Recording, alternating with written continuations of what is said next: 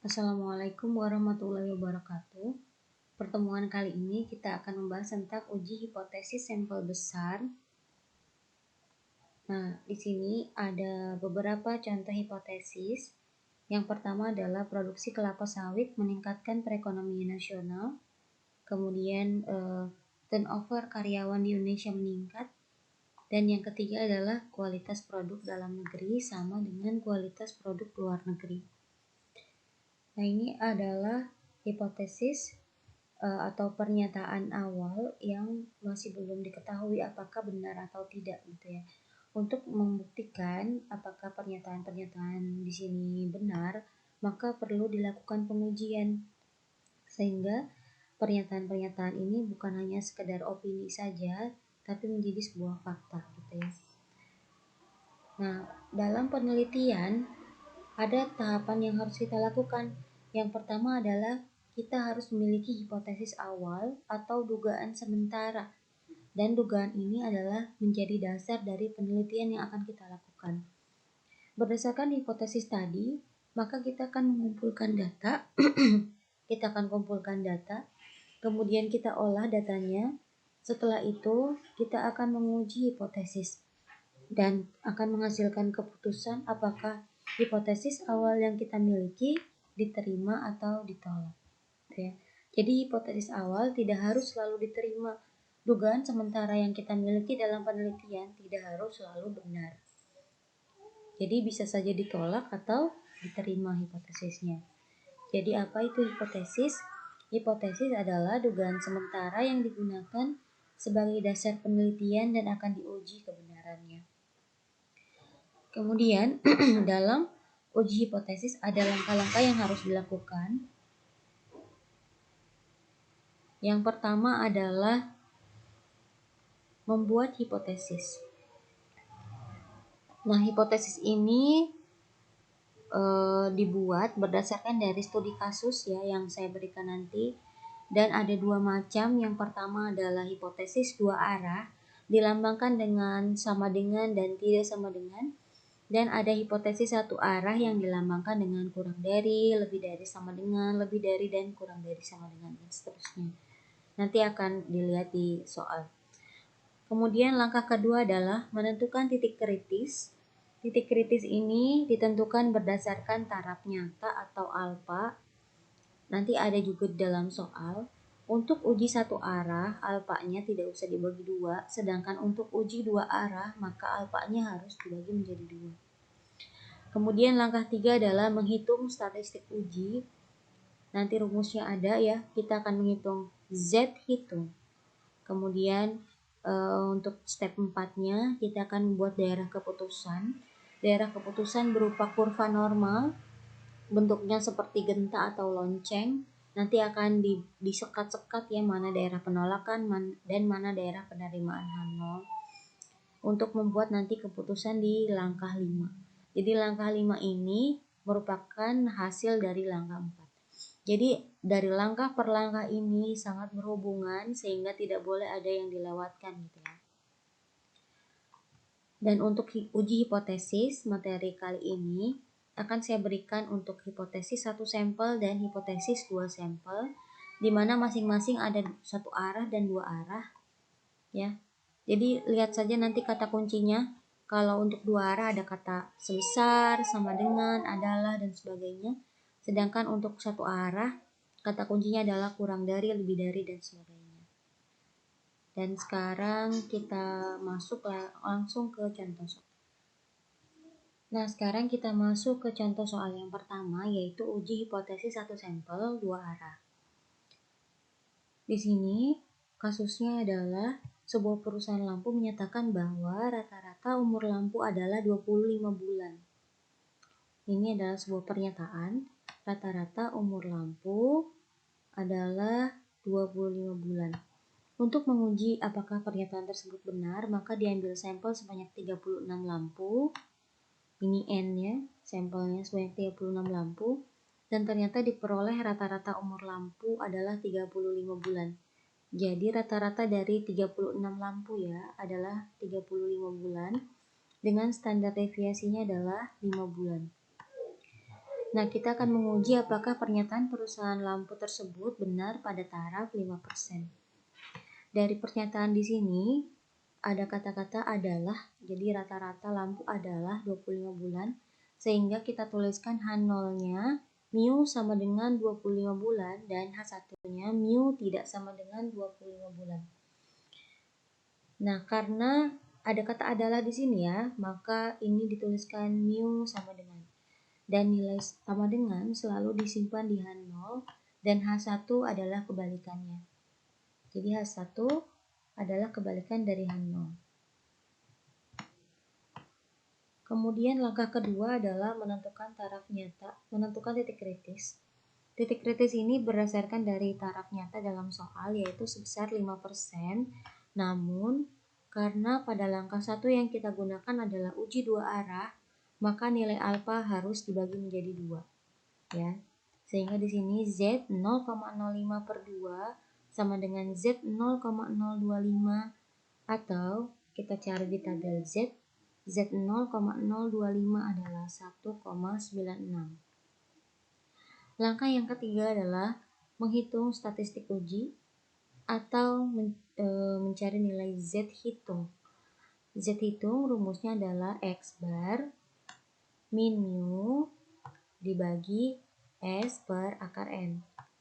X barnya ada dalam soal rata-rata lampu yang dari 36 lampu itu ya 35 bulan dikurangi mu-nya adalah 25 bulan berdasarkan hipotesis, standar deviasinya adalah 5 dan akar 36 atau akar dari sampel.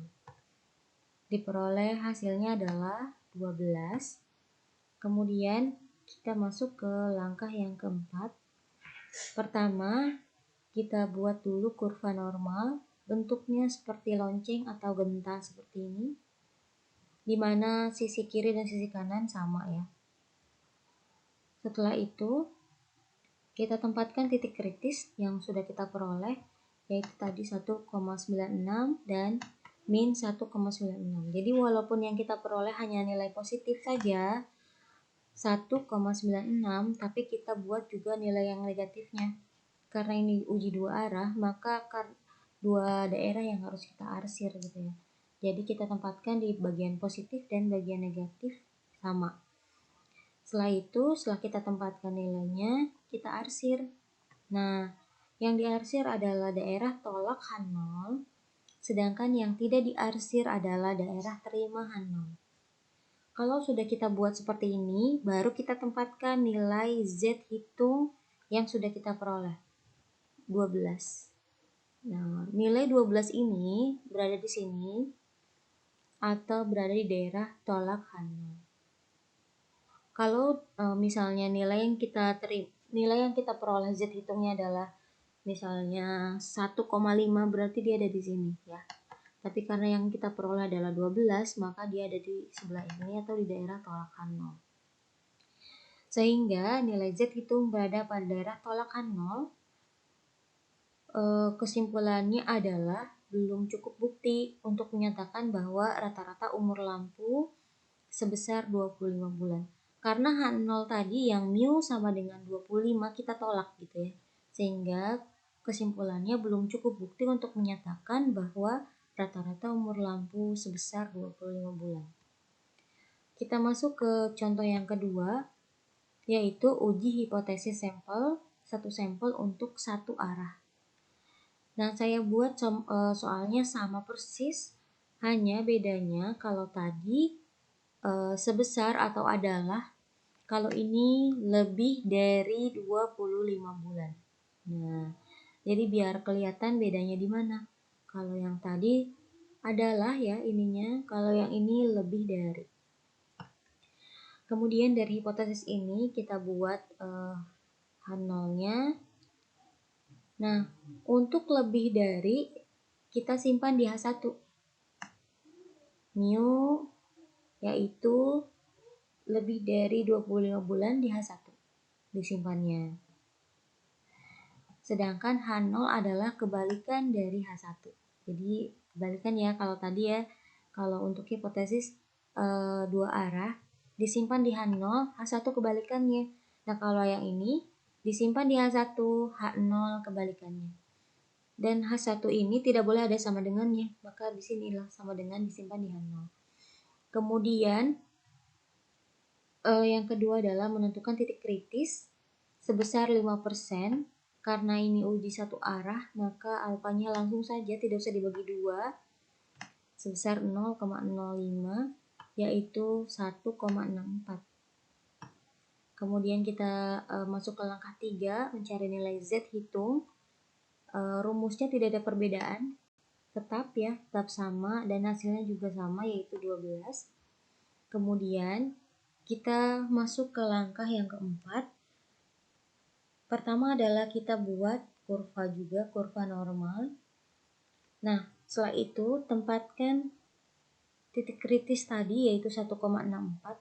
Nah, di sini 1,64.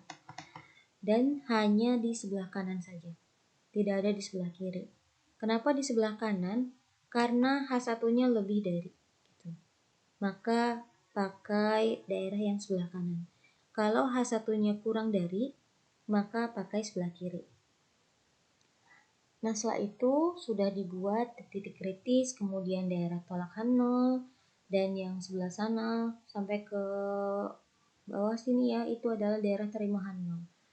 Kita tempatkan nilai Z hitung yang sudah kita peroleh, nilainya adalah 12 sama tadi, maka dia berada pada daerah tolak H0. Jadi H0-nya ditolak, otomatis yang diterima adalah H1 ya. Kalau H0 ditolak berarti yang diterima adalah H1. Jadi di sini nilai Z hitung berada pada daerah tolak H0 atau terima H1. Sehingga cukup bukti untuk menyatakan bahwa rata-rata umur lampu lebih dari 25 bulan. Ya. Kita bisa lihat di sini karena H0-nya ditolak, maka H1 ini diterima ya. Selalu begitu. Kalau H0 ditolak, H1 diterima. Atau kalau H0 diterima, berarti H1 ditolak. Sehingga kesimpulannya, usia lampu rata-rata memang lebih dari 25 bulan. Kemudian kita masuk ke uji sampel untuk 2 sampel ya. Untuk 2 sampel, 2 arah. Di sini kita akan baca kasusnya. 2 buah perusahaan A dan B memproduksi kertas dengan kualitas yang sama baiknya. Nah, ini sama baiknya. Dan untuk mengetahui apakah pernyataan di atas benar, dilakukan pengambilan sampel kertas masing-masing 100 lembar. Kemudian hasil pengukuran menunjukkan rata-rata beban kertas A adalah 47 dengan ragam A-nya sebesar 65,778 dan kertas B sebesar 56,7 dengan ragam B-nya sebesar 60,9. Ujilah hipotesis di atas dengan taraf 5%. Nah, untuk 2 sampel ini maksudnya kita akan membandingkan 2 hal ya, perusahaan A dan perusahaan B.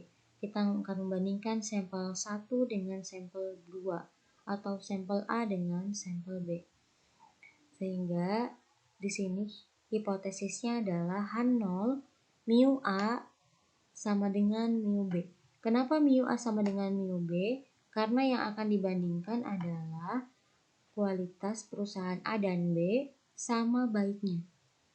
Sama baiknya. Berarti kualitas A sama dengan kualitas B. Sehingga H0-nya mu A sama dengan mu B. H1-nya adalah kebalikan dari H0. Setelah itu menentukan titik kritis sama caranya.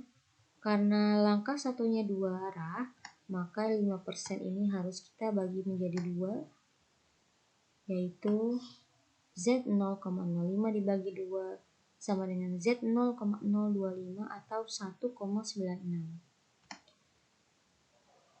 Nah, sekarang kita akan menghitung statistik uji atau Z hitung. Dalam Z hitung ada nilai sigma AB ini Dan sigma AB harus dicari dulu ya menggunakan rumus ini.